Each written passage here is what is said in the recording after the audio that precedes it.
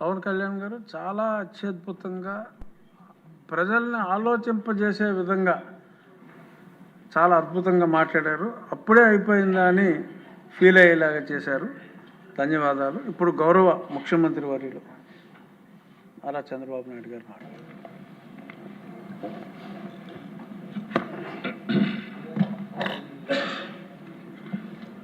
అధ్యక్ష,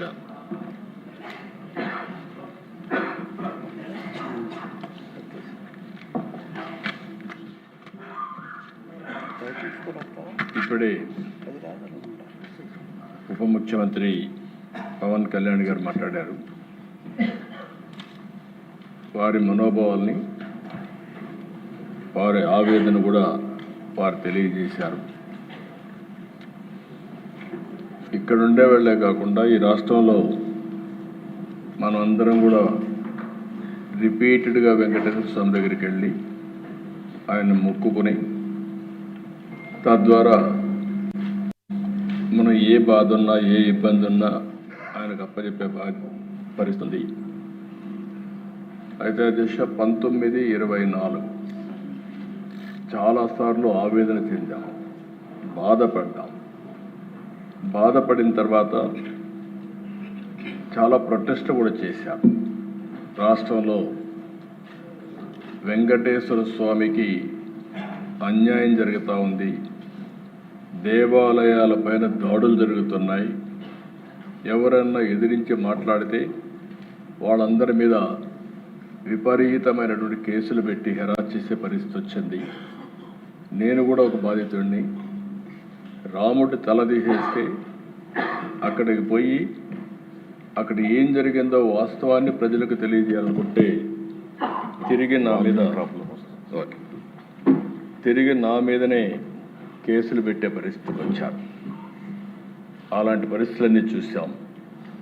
అందుకే నేను ముఖ్యమంత్రి అయిన తర్వాత మొట్టమొదటి సంతకం ఒక ప్రిన్సిపల్ సెక్రటరీని వేసుకోవాలి.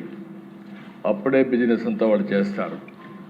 అది వేసిన తర్వాత రెండో సంతకం తిరుమల తిరుపతి దేవస్థానం ప్రక్షాళన కోసం ఈవోని నామినేట్ చేశాను. తద్వారా దీన్ని పూర్తిగా ముందు తీసుకుపోవడం కోసం ఆ రోజు శ్యామలరావు గారిని వేశాం. ఇప్పుడే ఉప ముఖ్యమంత్రి గారు అన్నారు, ఎన్డీఏ మీటింగ్లో నాకు వచ్చిన రిపోర్ట్, ఆ రిపోర్ట్ని బేస్ చేసుకొని ఆ రోజు ఎన్డీడీబీ ఏదైతే ఇచ్చారో ఆ రిపోర్ట్ నేను చెప్పాను. అక్కడి నుంచి జరిగిందంతా కూడా మీరు ఒకసారి చూస్తే ఈరోజు ఈ యొక్క సమాచారం అంతా కూడా ఇక్కడ ఉండే సభ్యులంతా కూడా, మీరే కాదు రాష్ట్రంలో ఉండే ప్రజలంతా ఆవేదనతో ఉన్నాం, ఆందోళనతో ఉన్నాం. అందరి మనోభావాలు కూడా దెబ్బతినే పరిస్థితికి వస్తుంది. నేను కూడా 45 సంవత్సరాలుగా రాజకీయాల్లో ఉన్నా. రేపు 28కి 50 సంవత్సరాలు అవుతుంది. అయితే మీరు గుర్తుపెట్టుకోవాల్సింది, నేను ఎప్పుడు కూడా వెంకటేశ్వర స్వామి మా ఇంటి కుల దైవం. ఏ కష్టం ఉన్నా బాధలున్నా ఆయనకి చెప్పి ముందుకు పోవడం తప్ప వేరే మార్గం లేదు. మళ్ళీ చెప్తున్నా, ప్రతిరోజు నేను ఒక 2 నిమిషాలు